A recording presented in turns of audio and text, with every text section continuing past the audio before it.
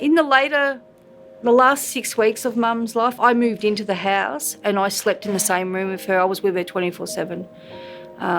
There was no time where she was ever alone. Well, by this time she couldn't walk, so she had to be assisted everywhere she went, and we had someone coming in doing the bathing and all that sort of stuff. So it was a team effort, but I think in reflection it was going to be a lot better than having to visit a hospital where someone else was dealing with it, I think. And, when you see a person deteriorate every single day, we took lots of photos. That's another thing too. We took tons of photos. In the end, she'd say, stop taking photos. And so I thought, oh, well, get over it. You're not going to be here soon, and this is all I'm going to have. So take lots of photos, because what it does is that when it's all over, you can look at those photos for grief and you go, shit, she was really declining. It wasn't just like, I sometimes think afterwards, after it all went down, would she have been still here now if we had to put her in hospital? And I thought, yeah, but we wouldn't have had that time together and those little conversations and, the quirkiness and her spending time with her great-granddaughter and we've got that on video, just, silly things that, like my granddaughter getting her and playing with her ears and just things like that, that's all been filmed. Which are beautiful moments. That wouldn't have happened if she had been in hospital care. So I'm sort of glad that we did it the way we did. And the last week was a bit, because you go through stages in palliative care. So your initial one is, yes, you're going to give up treatment. That's your first point. And then second point is that you maybe have to change some of your doctors. Your meds are going to be different now, because they often, when you're going through chemotherapy, the meds might be, endones and stuff like that. But then when you go palliative, you might need to move to liquid morphine and all these other things. The meds really confusing. I found that the meds, I'm glad I had a nurse in the family. But if you haven't got any of those support factors, I would use a chemist and use the blister packs, pay the extra money. So yeah, make sure that you have a documentation and don't be afraid to write everything down. When you make that decision to go down palliative care, it really has to come from the person. And even a child, if the child said, I've had enough, I think that you've got to respect that notion and deal with it, like be happy with it. So in the last 4 weeks, when she stopped walking, and she had to have that one-on-one care 24/7, that's when you really do need to take control. That's when you take control as a carer, because that person can't make decisions. Like, she can't get up anymore. She wants to get up, but she can't. She physically can't do it. So you take control. You make sure that she's got her meds. That's where that control really comes into it. So as a carer, the palliative system, the palliative way of caring, the final week is when they put her in the bed, the palliative care bed. That was hard for her. She resisted that bed. She sat in a recliner for a week because we had it there. I'm not getting in that bed. Like, we had our own pretty doonas. We made all the nice pillows and made it all very nice and everything like that. I'm not getting in the bed. So we had so much resistance. So Mum used to like sitting in front of the fire, because it was winter, on a kitchen chair. Unfortunately, she fell out of the chair and banged her head on the fire. And so the chair had to go. We had to come in and say, you are not sitting in that chair anymore. And we had to be forceful. This is for your own good. And that's when, only at that point, we had to be assertive and not listen to her whinging about it. So we moved her to a recliner, and at first the recliner was the worst thing in the world. I've got pain. Then eventually recliner was the best thing, because sitting in the same room was the bed. And she knew that from the recliner she's going to have to end up in that bed. Once she was in that bed, her decline was relatively quickly. It was only a week. She was only in there a week. She didn't want to be in there.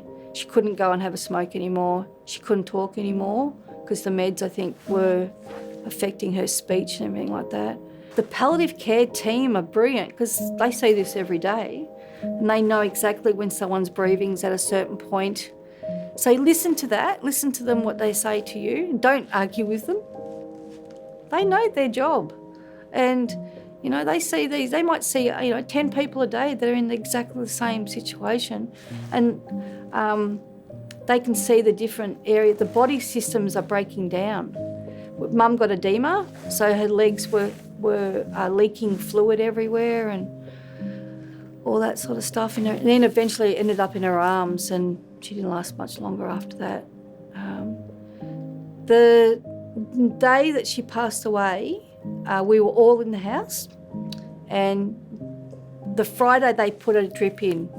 They put an automatic drip in that gives her a morphine shot every, I think, whenever the shot works. Once that went in, Mum didn't talk anymore after that. And I think two things was that her body systems were failing, so probably was becoming a little bit unconscious. And a bit of moaning and groaning and things like that was happening. So we were all there, we were going in and out. We had the bed up really high because we had a toddler running around. And my granddaughter would say things like, "What's Gin? Why is she getting up talking to us?" So what we did was we didn't want to not include her in the room. We wanted her to be able to talk and everything. So we just put the bed up really high, and then she couldn't see what was going on up here because she was down there. And we could still allow her to run around and not be constantly nagging at her. And that was a good thing because that meant that the family could still function. So we were all there. We were having like dinner, pizza, I think we ended up having. We had a brand new baby in the house too. So there was still all that was happening. Normal things, I guess was what you'd call it. And then around 7 o'clock at night, my daughter said in the room where Mum was, "I'm going for a while, but I'll come back later. We've got plenty of time." In the time that she walked out to her car and got the baby in the car and was about to drive off, Mum passed away. She was waiting for her to leave the room. And, well, it seemed that way. And then we all come back and my daughter looked at her and said, "Yeah, she's gone." Her skin colour changed to a different sort of colour. And we just laid her there and let her just lay there. And then we called the on-call GP because it was a Saturday night. That took a few hours for that person to come out. And like my mum says, when your time's up, deal with it. And so that's where I come from, that same line of thought that while you're here, do as much as you possibly can. And if you have hiccups along the way, deal with it. But don't turn it into the saddest thing that ever happened to you, because there's going to be lots of laughs along the way, and that is a journey in itself. The whole idea of cancer and being a carer that takes care of someone who's a cancer patient is you're involved, but don't take over.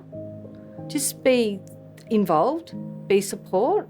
Sometimes they're going to be ratty, like they're going to be a pain in the ass, and you just need to say, well, okay, you're a pain in the ass and I don't like the way you spoke to me. Tell them that. When decisions are made that you can't do any more treatment, that's when I guess you can start thinking about, this is sad. However, don't go into the sad mode too much, because what happens if you do that is that you might be missing out on some of the laughter and some of the happy things this person still has a personality, this person still has wit, all those sort of things. Sickness doesn't take that away from the person, but sadness can. And I think that if you support it and deal with every day as, wow, we've got another day. Wow, we've got another day. If they want to eat chocolate, let them eat chocolate. If they want to eat cake every day, if that's all they eat, let them eat it. She liked her cup of tea of a morning, and she had the paper delivered even though she couldn't see it anymore and things like that. We still let that happen. Yeah, so just let the process unfold without, you know, there's going to be times where you're sad, but really have the sadness to yourself, because that's your problem. That's not the person's problem. They're dealing with their problem. But seeing you like constantly upset, that could be problematic. So I'm sort of from the school of make it as normal, if there's such a word that can describe day-to-day mundane things that the person's going to have to deal, because that's going to decrease. There's definitely going to be a time where you sort of think, oh, this is hard, but you know, that's the last time you're going to have to spend with that person. So don't make it too sad. Just do what you can. Tears can be shed after it's all over.